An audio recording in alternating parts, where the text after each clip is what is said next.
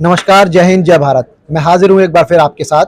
और आज की बड़ी खबर, बिहार के चर्चित चेहरे मनीष कश्यप, यूट्यूबर या हम कहें फ्रीलांस जर्नलिस्ट, स्वतंत्र पत्रकार को लेकर हाजिर हूँ।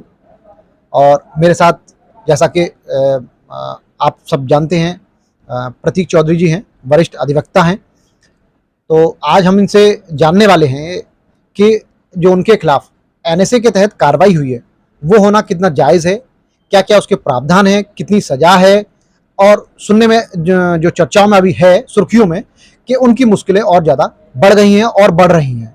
तो मेरे साथ हाजिर हैं एडवोकेट प्रतीक चौधरी जी। उन्हीं से ज़्यादा जानकारी करते हैं, बात करते हैं और जानने की कोशिश करेंगे कि कब तक उनको शायद संभवतः राहत मिल पाए। ऐसा है, मनीष कश्यप का जो मसला है पूरे देश में इन दिनों सुर्खियां बना हुआ है और ये बड़ी दुखद स्थिति है इस देश की कि मनीष कश्यप पर एनएसए लगा दिया गया, जबकि मनीष कश्यप का केस अब तक सोशल मीडिया के माध्यम से या मीडिया के माध्यम से जितना भी हम लोगों तक, आम आदमी तक पहुंचा है, उसमें कहीं भी इस बात के जो इंग्रेडिएंट हैं, यानी कि जो तत्व हैं एनएसए के, वो उसमें नहीं पाए गए। क्योंकि एनएसए क्या है सबसे पहले जान लेना बेहद ज़रूरी है। मनीष कश्यप बिहार का एक उभरता हुआ चेहरा है, जिसे कि सन ऑफ बिहार भी कहा जाता है। बहुत अच्छा पत्रकार है मनीष कश्यप, मैं उनकी पत्रकारिता का फ़ैन हूँ। और यूट्यूबर हैं, इस लिहाज से वीडियो बनाते हैं, एक अलग उनका प्रोफेशन है, ये अलग बात है। उनका वीडियो बना और ये कहा गया कि उन्होंने तमिलनाडु में बिहार के श्रमिकों की हिंसा का एक फर्जी वीडियो बनाया और सोशल मीडिया पर अपलोड किया। अगर ये मान लिया जाए कि ये वीडियो फर्जी है, तमिलनाडु में बिहारी मजदूरों की कोई पिटाई नहीं हुई और वीडियो मनीष कश्यप ने पूरी तरह से फर्जी बनाया, तब भी मुझे कहीं नहीं लगता कि ये एनएसए जैसा कोई केस है। और उनके खिलाफ जो कार्रवाइयाँ हो रही हैं फर्जी वीडियो की, वहाँ तक तो मैं सहमत हूँ। अगर हालांकि मुझे नहीं लगता कि मनीष कश्यप ने कोई फर्जी वीडियो बनाया होगा, क्योंकि आज तक मुझे कभी नहीं लगा कि फर्जी वीडियो बनाते हैं। हालांकि ये मेरा अपना पर्सनल ओपिनियन है, मैं इस बात पर कोई ऑर्डर जारी नहीं कर रहा हूँ कि ऐसा वो नहीं कर सकते हैं, ये मेरा पर्सनल ओपिनियन है। और अगर ऐसा सच में हुआ है, अगर उन्होंने फर्जी वीडियो बनाया है, तो इंडियन पेनल कोड में और आईटी एक्ट में ऐसे तमाम प्रावधान दिए गए हैं, तमाम सेक्शन दिए गए हैं, और उन सेक्शंस के अनुसार उन पर एफआईआर भी हुई हैं। कुछ एफआईआर बिहार में हुई, कुछ एफआईआर तमिलनाडु में हुई। उनकी गिरफ्तारी बिहार से हुई, उसके बाद तमिलनाडु की पुलिस उनको लेकर गई। उसके बाद एकाएक चौंकाने वाली खबर आई कि मनीष कश्यप पर एनएसए लगा दिया गया। एक कानून का जानकार होने के नाते, अधिवक्ता होने के नाते, हमने भी जानना चाहा, क्योंकि हम सोशल में वकालत करते हैं, जनहित में हम काम भी करते हैं।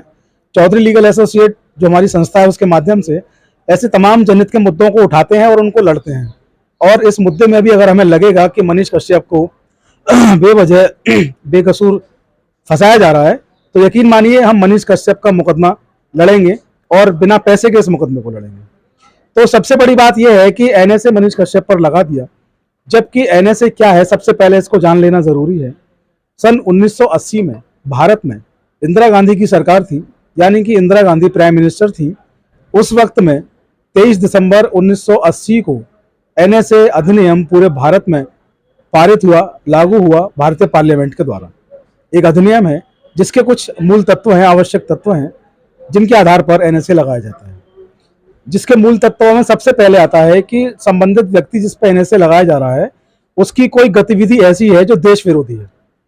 देश में माहौल खराब हो सकता है उसकी गतिविधि से, देश विरोधी उसने गतिविधि की है, देश के प्रति उसने एक ऐसा षड्यंत्र रचा, ऐसा अपराध किया है जिससे देश में तमाम उठापटक हो सकती है, कुछ भी हो सकता है, हिंसा हो सकती है, कुछ भी, यानी कि देश के प्रति अपराध या देश के प्रति युद्ध छेड़ने जैसी बात उसमें होती है। तो एनएसए का मुख्य इंग्रेडिएंट ये है कि देश के प्रति अपराध हो रहा हो। दूसरा उसका इंग्रेडिएंट ये है कि इसमें किसी व्यक्ति को बिना किसी सूचना के आप गिरफ्तार कर सकते हैं। तीसरा इसका इंग्रेडिएंट है कि इसमें कम से कम 3 महीने की हिरासत में, पुलिस कस्टडी में, या कहेंगे कि जुडिशियल कस्टडी में, जेल में उनको रखा जाता है। और कम से कम 3 महीने की अवधि ये है, और इस अवधि को समय की मांग के अनुसार या हालातों के अनुसार अधिकतम 12 महीनों तक इसको बढ़ाया जाता है। यानी सीधे शब्दों में अगर मैं कहूँ तो जिस व्यक्ति पर एनएसए लगता है, ये मान लिया जाता है कि इसकी 1 वर्ष तक जमानत नहीं होगी और 1 वर्ष तक संबंधित व्यक्ति जेल में रहेगा। हालांकि संबंधित व्यक्ति जो होता है उसके पास अपने कुछ विशेष अधिकार होते हैं, जिनके तहत अपने फंडामेंटल राइट्स के तहत वो व्यक्ति हाई कोर्ट में रिट में जा सकता है।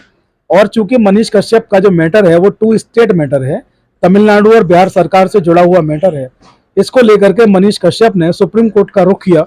मनीष कश्यप के वकील सुप्रीम कोर्ट पहुंचे और उन्होंने सुप्रीम कोर्ट से 2 चीज़ों की मांग की। सॉरी, 2 चीज़ों में सबसे प्रमुख जो उनकी मांग थी वो ये थी कि इंटरिम बेल मनीष कश्यप को दी जाए और उसकी जो अलग अलग स्टेट्स में जो एफआईआर हैं उनको एक जगह क्लब कर दिया जाए। तो अलग अलग राज्यों में जो एफआईआर होती हैं 2 स्टेट्स से ऊपर, यानी कि 1 राज्य से अधिक एफआईआर होती हैं, तो माननीय सुप्रीम कोर्ट को पूरा अधिकार है। आप रिट में सुप्रीम कोर्ट जाते हैं तो सुप्रीम कोर्ट अगर चाहेंगे तो उन सारी एफआईआर को एक जगह 1 राज्य में वो कर देंगे। पहले भी तमाम केसों में ऐसा हुआ है। अभी लेटेस्ट नूपुर शर्मा जो भाजपा नेता थी, उनके केस में ऐसा हुआ है कि उनकी सारी एफआईआर को एक जगह कर दिया गया। तो ये मांग उनकी जायज़ है, होनी चाहिए। दूसरा, उन्होंने इंटरिम बेल की मांग करी थी, तो माननीय सुप्रीम कोर्ट ने उनकी इस मांग को ये कहकर खारिज कर दिया, चूंकि आप इस वक्त पुलिस कस्टडी में हैं तो इंटरिम बेल का आपके लिए ऑप्शन नहीं है। इंटरिम बेल से मैं यहाँ बता दूं कि इंटरिम बेल उस कंडीशन में मिलती है जिस वक्त तक आप पुलिस हिरासत में नहीं होते हैं, और पुलिस हिरासत से बचने के लिए आप इंटरिम बेल की मांग करते हैं, यानी कि अग्रिम जमानत की मांग आप करते हैं, उस कंडीशन में आपको दी जाती है। चूंकि मनीष कश्यप पहले से ही जेल में है, इसलिए उनकी इंटरिम बेल की जैसी चीज़ कोई उठती नहीं। यहाँ से अगर उनका कुछ होगा तो रेगुलर बेल होगी, इंटरिम बेल यहाँ से नहीं हो सकती। तो मनीष कश्यप पर जो हिंसा भड़काने के आरोप लगाए गए और उनके जो आप कंटेंट उस पूरे केस में देखेंगे तो मनीष कश्यप के पूरे केस में केवल एक ही कंटेंट निकल के आया है संजीव जी, और कंटेंट वो ये निकल करके आया है पूरे केस में मनीष कश्यप के में कि उन्होंने फर्जी वीडियो बनाए तमिलनाडु में बिहारी श्रमिकों की हिंसा के। तो जहाँ तक मैंने कानून पढ़ा है, आईपीसी, सीआरपीसी, सॉरी, एविडेंस और आईटी एक्ट, इनमें वो चीज़ें कवर होती हैं और उनके खिलाफ एफआईआर हुई है, तो बिल्कुल ठीक है। अगर फर्जी उन्होंने वीडियो बनाए हैं तो उनके खिलाफ एफआईआर बिल्कुल ठीक है। लेकिन इन वीडियो के आधार पर यह कहना कि इस व्यक्ति के इन वीडियो से देश के प्रति अपराध हो रहा है, ये मैं उचित नहीं मानता। मेरी राय में, मेरी निजी राय है, और मेरी राय में मेरा ओपिनियन ये है कि एनएसए केवल फर्जी वीडियो बनाने पर लगाना, ये एनएसए का दुरुपयोग है, कानून का दुरुपयोग है, और सरकार ने अपनी जो उसकी पावर्स हैं उनका मिसयूज़ किया और एनएसए इस व्यक्ति पर लगा दिया, जो कि यूट्यूबर है, फ्रीलांस पत्रकार है। और एक पत्रकार पर पत्रकारिता करने के लिए जब एनएसए जैसी चीज़ों का इस्तेमाल भारत देश में होगा, तो ये कहना कदापि मैं अनुचित नहीं मानता। कि मुझे ऐसा प्रतीत होता है, मुझे ऐसा लगता है कि भारत में अब एक अघोषित इमरजेंसी है। अगर पत्रकार कोई सच बोलेगा तो उस पर एनएसए लगा दिया जाएगा, इसको मैं उचित नहीं मानता। अगर सरकार को उनके वीडियो से दिक्कत है तो आईपीसी में तमाम प्रावधान है और आईटी एक्ट में तमाम प्रावधान है, वहाँ पर वो काम करें। उनके श्रमिक की पिटाई का वीडियो भारत के प्रति अपराध कैसे हो गया, ये उनको साबित करना चाहिए। ये गलत है, इसका दुरुपयोग सरकार ने किया है। अब तक जो खबरें आई हैं वो यही आई हैं, इसी के आधार पर मैं अपना ओपिनियन दे रहा हूँ। अच्छा, जैसे एनएसए अब लगा है, जो फिलहाल तो अभी कागजी कार्रवाई में तो यही है कि एनएसए लगा है, तो क्या आगे लगभग अगर ये साबित हो जाता है एनएसए जो कार्रवाई हुई है, तो क्या 3 महीने से और ज़्यादा भी उनकी सज़ा हो सकती है इस मामले को लेकर? सिर्फ एनएसए पे मैं जानना चाहता हूँ थोड़ा सा, क्योंकि तमाम जो लोग हैं जो फ्रीलांस जर्नलिस्ट के तहत जर्नलिस्ट की भूमिका निभाते हैं, तो ऐसा उनके साथ भी शायद अगर वो कुछ गलत इस तरह की वीडियोस प्रस्तुत करें या अपनी खबरों में लेके आए, तो शायद उनके खिलाफ भी भविष्य में कभी अगर इस तरह करते हैं तो उनके साथ भी हो सकता है। तो इसकी क्या समय सीमा होती है सज़ा की, क्या उस पर थोड़ा सा अगर पता हमें आप? देखिए, एनएसए जो है सीधे सीधे शब्दों में कहें तो अब मुझे नहीं लगता कि 3 महीने से पहले ये जो जर्नलिस्ट हैं बाहर आएंगे, मनीष कश्यप, क्योंकि एनएसए में स्पष्ट प्रावधान दिया गया है कि संबंधित व्यक्ति को गिरफ्तार किया जा सकता है और 3 महीने तक उसको हिरासत में रखा जाएगा, यानी कि 3 महीने तक उसकी बेल नहीं होगी। ये बात अलग है कि माननीय हाईकोर्ट को और माननीय सुप्रीम कोर्ट को इनहेरेंट पावर्स हैं कि वो अगर चाहें, उनको अगर लगता है, उनको ऐसा लगता है कि मनीष कश्यप के साथ गलत हुआ, तो वो उनको बेल दे सकते हैं। ये एक उनकी इनहेरेंट पावर है सुप्रीम कोर्ट की और हाई कोर्ट की। लेकिन जो एनएसए है वो स्पष्ट कहता है, उसका जो प्रावधान है वो स्पष्ट कहता है कि एनएसए जिस व्यक्ति पर लगेगा उसको कम से कम 3 महीने पुलिस हिरासत में रखना होगा।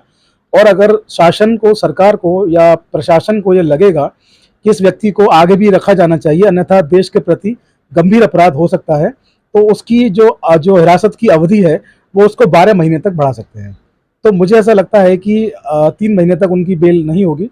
हालांकि माननीय सुप्रीम कोर्ट में अभी ये मामला पेंडिंग है, और माननीय सुप्रीम कोर्ट में जब मामला पेंडिंग है तो मेरा कोई ऐसा निजी राय देने का हक नहीं बनता है, क्योंकि माननीय सुप्रीम कोर्ट का या हाई कोर्ट का मैं सम्मान करता हूँ लीगल प्रैक्टिशनर होने के नाते।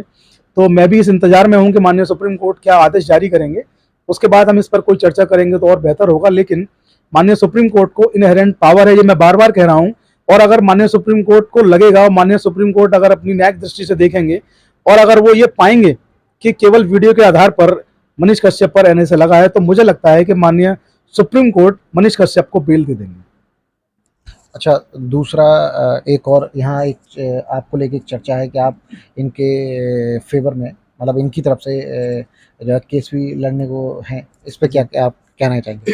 ऐसा है, हम एक मिशन चलाते हैं चौधरी लीगल एसोसिएट के नाम से, और मिशन ये है कि हम तमाम गरीब, मजदूर लोगों के मुकदमे ऑल ओवर इंडिया कहीं भी हों, फ्री ऑफ कॉस्ट जाके लड़ते हैं, अपने खर्चे से जाके लड़ते हैं। तो ऐसा हमें लगा, अभी कुछ दिन से मीडिया रिपोर्ट्स को हम लगातार वॉच कर रहे हैं, क्योंकि अभी तक इनके जो FIRs हैं या जो भी इनके डॉक्यूमेंट्स हैं वो मीडिया में नहीं आ पाए हैं। तो मीडिया रिपोर्ट्स में जितनी भी खबरें अब तक आई हैं उनको देख के हमें ऐसा लगता है कि कहीं ना कहीं सरकार दुरुपयोग कर रही है अपनी पावर्स का, और NSA लगा दिया है मनीष कश्यप पर। और अभी हम सुप्रीम कोर्ट का इंतजार कर रहे हैं, सुप्रीम कोर्ट क्या डिसाइड करते हैं, सुप्रीम कोर्ट क्या पाते हैं इस केस में कि मनीष कश्यप वाकई में NSA जो लगाया है वो ठीक लगा है या गलत लगा है। सुप्रीम कोर्ट उनको बेल देते हैं या उनकी बेल को रिजेक्ट करते हैं।